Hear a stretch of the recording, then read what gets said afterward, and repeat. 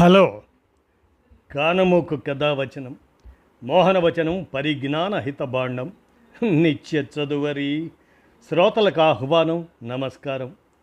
చదవదగునెవరు రాసిన తదుపరి చదివిన వెంటనే మరువక పలువురికి వినిపింపబూనిన అది ఏ పరిజ్ఞాన హితబాండమవుపో మహిళ మోహనవచనమై విరాజిల్లు. పరిజ్ఞాన హితబాండం లక్ష్యం ప్రతివారీ సమాచార హక్కు, తెలుసుకునే హక్కు సైతం జీవించే హక్కుతో సమానం.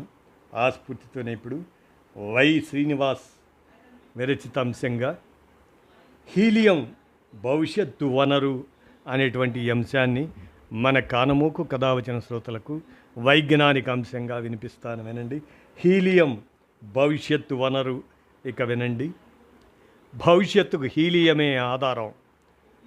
సాధారణంగా బెలూన్లలో ఉపయోగించే వాయువుగా తెలిసిన హీలియం నవీన విజ్ఞాన శాస్త్రం, ఆరోగ్య సంరక్షణ, అంతరిక్ష సాంకేతికత, డిజిటల్ ఆర్థిక వ్యవస్థకు కీలకమైన వ్యూహాత్మక వనరు అది.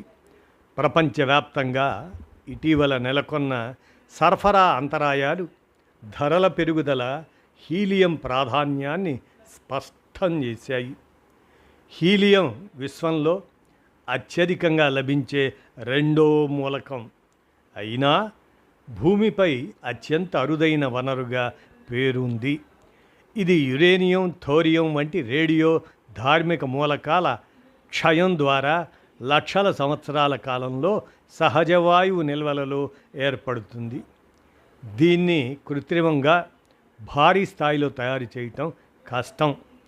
హీలియం ఒకసారి వాతావరణంలోకి విడుదలైతే భూమి గురుత్వాకర్షణ దాటి అంతరిక్షంలోకి వెళ్ళిపోతుంది. అందుకనే వృధా అయిన ప్రతి హీలియం అణువు శాశ్వతంగా కోల్పోయిన వనరు కిందే లెక్క.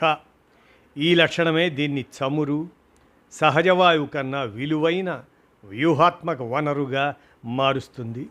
దీని అసాధారణమైన శీతలీకరణ సామర్థ్యమే ముఖ్యమైన భౌతిక లక్షణం.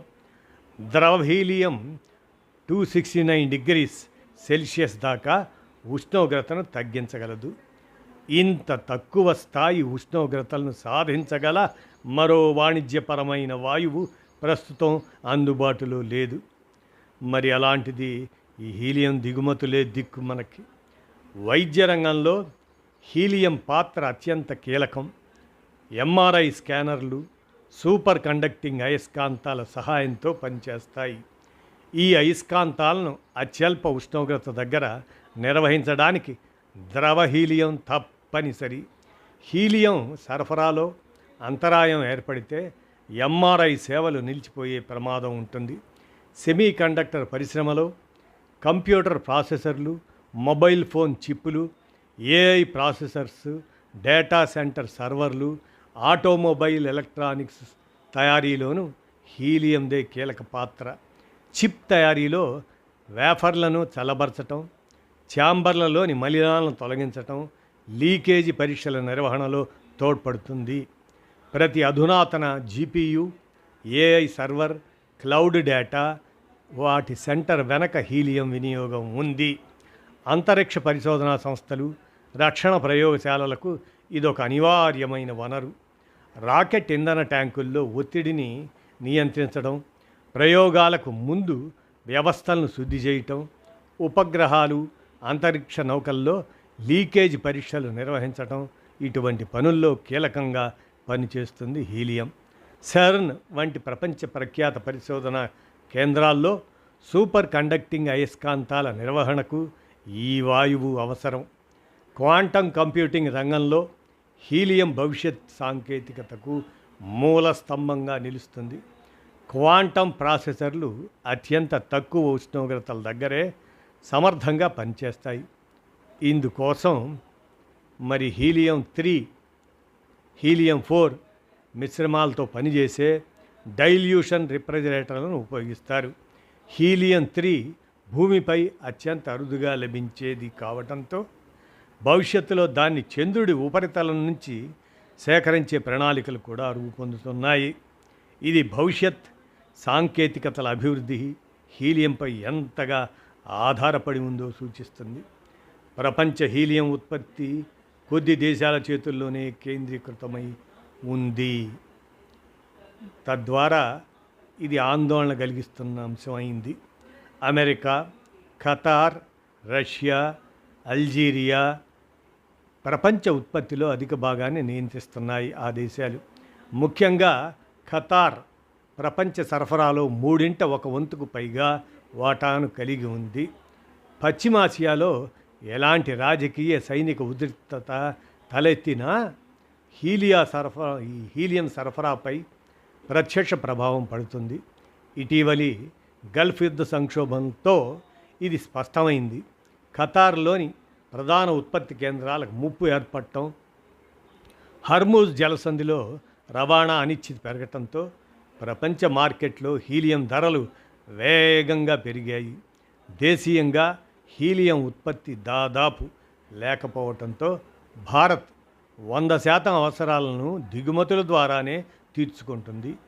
ఇండియా సాధారణంగా 7 నుంచి 10 రోజుల హీలియం నిల్వలను కలిగి ఉంటుంది. మన దేశంలో చాలా ఆసుపత్రులు ముందస్తు నిల్వలు, దీర్ఘకాలిక ఒప్పందాలు లేకుండా తక్కువ స్థాయి నిల్వలతోనే నడుస్తుంటాయి. దీర్ఘకాలిక కొరత ఏర్పడితే కష్టమే. మన దేశంలో ఆర్టిఫిషియల్ ఇంటెలిజెన్స్, సెమీకండక్టర్ రంగాలను ప్రోత్సహిస్తుండటంతో డిమాండ్ ఏటా సుమారు 8% చొప్పున పెరుగుతుందని అంచనా. ఇదంతా సరఫరా భద్రతపై ఆధారపడి ఉంది. దాన్ని ప్రస్తుత భౌగోళిక రాజకీయ పరిస్థితి ప్రశ్నార్థకంగా మారుస్తుంది. జాతీయ భద్రతకు ప్రాణావసరం హీలియం.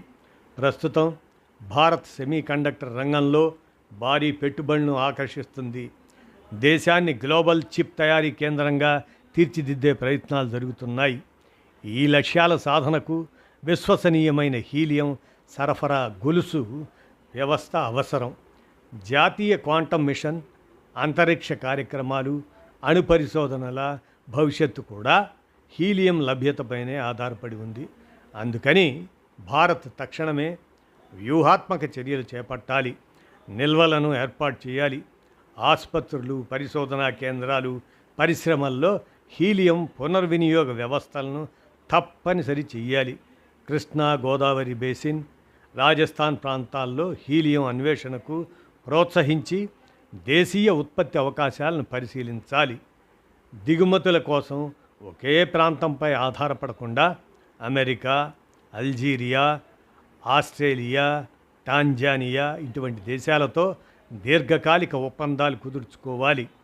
ఆధునిక సాంకేతికతలకు అవసరమైన వ్యూహాత్మక ముడిసరుకుల భద్రత కూడా ముఖ్యమే అన్న సంగతి గుర్తించాలి.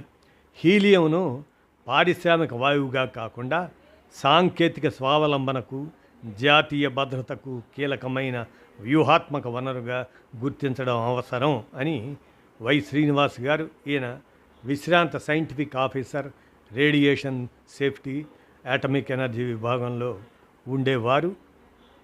ఆయన అందజేసిన ఈ అంశం హీలియం భవిష్యత్తు వనరు అనేటువంటి దాన్ని మన కానమోకు కథ వచ్చిన శ్రోతలకు అవగాహన నిమిత్తం ఈ అంశాన్ని వినిపించాను.